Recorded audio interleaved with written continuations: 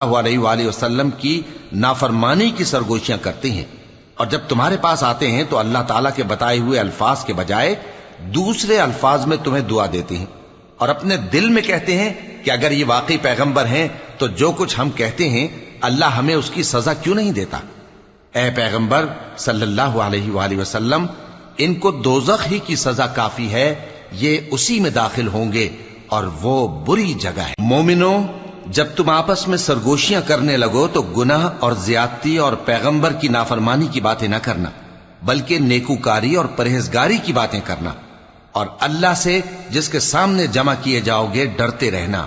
मुनाफिकों की सरगोशियां तो शैतान के उकसाने से हैं, जो इसलिए की जाती हैं कि मोमिन उनसे रंजीदा हो, मगर अल्लाह के हुक्म के सिवा उनसे उन्हें कुछ नुकसान नहीं पहुंच सकता।